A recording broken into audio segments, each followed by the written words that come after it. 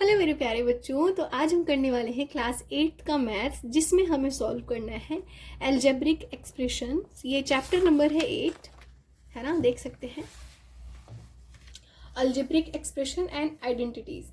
तो इसको सॉल्व करने से पहले मेरी आपसे रिक्वेस्ट है, प्लीज़ इस वीडियो को अपने 8th क्लास के ग्रुप में या फिर अपने जो फ्रेंड सर्कल का ग्रुप है उसमें शेयर कर दीजिए। आई नो कि टीचर्स के ग्रुप में अलाउड नहीं होता है, तो आप अपने फ्रेंड सर्कल में जो ग्रुप है उसमें शेयर कर दीजिए, या फिर इंडिविजुअल भी शेयर कर सकते हैं, प्लीज़, इट्स रिक्वेस्ट, है ना।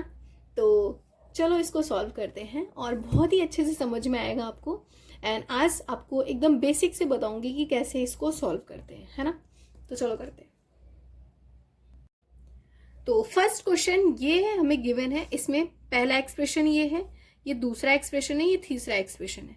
तो इसको पहले हम रो में लिख लेते हैं। लिखो A B minus B C, पहला वाला लिख दिया। दूसरा लिखने से पहले आपको ये देखना है, सेम टर्म्स के नीचे सेम वेरिएबल लिखने हैं। देखो बी सी है तो बी सी के नीचे ही बी सी, तो प्लस बी सी लिख दो यहाँ पे क्योंकि प्लस है। माइनस सी है, इसमें सी ए नहीं है तो यहाँ पे लिख दो सी ए। दूसरा कंप्लीट हो गया। तीसरे में क्या करना है, सी ए माइनस ए बी है, तो सी ए देखो यहाँ पे सी ए है ना, तो यहाँ पे प्लस सी ए हो जाएगा क्योंकि ये अपने आप में प्लस है। माइनस ए बी है तो यहाँ पे ए बी है ना, इसके नीचे माइनस ए बी। इसीलिए आपको लाइक और अनलाइक टर्म्स का पता होना जरूरी है। लाइक टर्म्स जैसे ये जो है ये लाइक टर्म्स हैं, ये लाइक टर्म्स, ये लाइक टर्म्स, तो इसमें अनलाइक टर्म्स एक भी नहीं। अनलाइक मतलब अपरिचित, है ना, जो एक दूसरे से मैच नहीं कर रहा है ना। तो अब सिंपली जो हमने वेरिएबल्स को लिख लिया एक दूसरे के नीचे जो लाइक टर्म्स थी, तो अब सिंपली देखो ये कट जाएगा क्योंकि माइनस प्लस माइनस होता है, एंड सी ए माइनस सी ए तो जीरो हो जाएगा। Same minus B C plus B C, ये भी जीरो हो जाएगा। और प्लस ए बी और माइनस ए बी, ये भी जीरो हो जाएगा। तो plus zero is answer zero हो जाएगा। तो इतने इजी तरीके से हमने ये पहला क्वेश्चन कर लिया। सो सेकेंड क्वेश्चन ये है, इसमें भी 3 एक्सप्रेशन दिया हुआ है हमें। तो पहले पहला वाला लिखो, a minus B plus A B. अब दूसरे वाले एक्सप्रेशन में देखो b minus C plus B C दिया है। इसमें तो हमें सिर्फ b दिख रहा है, से लाइक टर्म सिर्फ b है, तो यहाँ पे लिखो प्लस b। और ये c और बी सी नहीं मैच कर रहा है, तो यहाँ लिख दो अलग से c प्लस बी सी। अब इस थर्ड वाले एक्सप्रेशन में देखो c minus A plus A C. c कहाँ है, ये रहा, तो c प्लस है ना, तो प्लस c हो जाएगा। माइनस ए है, ए यहाँ पे है तो यहाँ माइनस ए लिखो। पूरे जो साइन है ना उसके साथ हमें लेना है। प्लस ए सी है, ए सी तो कहीं भी नहीं है, तो ए सी हम अलग से लिख देंगे। अब बस हमें सॉल्व कर देना है। अब देखो ए सी अकेला है तो ए सी हो जाएगा, प्लस ए सी हो जाएगा। बी सी भी अकेला है तो बी सी हो जाएगा इन प्लस के साथ। माइनस सी और प्लस सी, तो ये तो कट जाएंगे, तो यहाँ पे जीरो हो जाएगा। प्लस ए बी है तो ए बी लिख दो क्योंकि ए बी के नीचे कुछ भी नहीं। और ये माइनस ए प्लस बी जीरो हो जाएगा, तो प्लस जीरो। और ये माइनस ए प्लस ए, ये भी कट जाएगा तो ये भी जीरो हो जाएगा। दैट मीन्स हमारा आंसर क्या आया, ये A B plus B C plus A सी।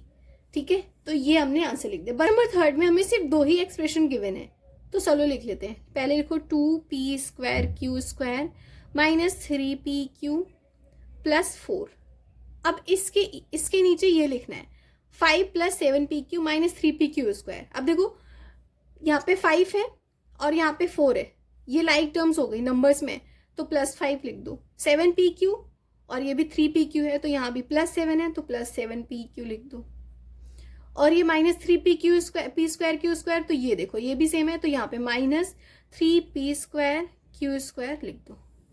अब सॉल्व कर लो। 5 प्लस 4 इज 9 हो जाएगा, प्लस है तो प्लस हो गया। अब देखो यहाँ पे माइनस प्लस क्या होता है, माइनस होता है, तो 7 में से 3 जाएगा तो 4p क्यू, एंड साइन बड़े वाली की होती है तो यहाँ प्लस हो जाएगा, राइट।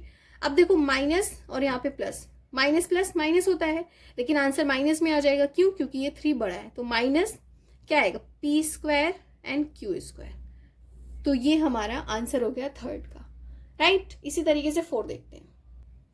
क्वेश्चन नंबर 4 में कितने एक्सप्रेशन दिए, 1 2 3 4। अब इन चारों को हमें रो में अरेंज करना है एंड प्लस करना है।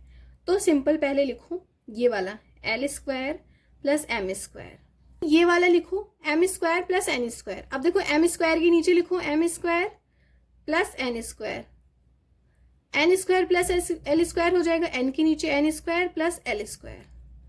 फोर्थ वाले में देखो, और इन सब में कुछ भी कॉमन नहीं है, सारे अनलाइक टर्म्स है, तो बस इसके नीचे लिख दे जाओ, plus 2LM plus 2MN plus 2NL। अब बस ऐड ऑन कर दो, देखो ये तो ऐसे ही आ जाएगा, 2LM plus 2MN plus 2NL। ठीक है, अब ये यहां से क्या आएगा, प्लस और एल स्क्वायर। ठीक है, एल स्क्वायर मैंने ध्यान नहीं दिया, एल स्क्वायर यहां भी है ना, तो इसको एल स्क्वायर के नीचे लिख दो, यहां से इसको क्रॉस कर दो और ये क्रॉस कर दो। ठीक है, एल स्क्वायर यहां हो जाएगा। अब देखो N square plus N square कितना हो जाएगा, ये तो प्लस है, ये 2n स्क्वायर। ठीक है, M square plus M square कितना हो जाएगा, 2m स्क्वायर, और एल स्क्वायर 2l स्क्वायर। आप क्या नोटिस कर रहे होंगे, 2 सब में कॉमन है, तो 2 बाहर ले लो, बचेगा क्या, L square plus M square plus N square plus LM plus MN plus NL। ठीक है, आई होप आपको पहले क्वेश्चन का ये लास्ट वाला क्वेश्चन समझ में आया होगा, है ना। सिंपली मैंने ये L देखा नहीं, तो इसके नीचे लिख देना है सिंपल। ठीक है,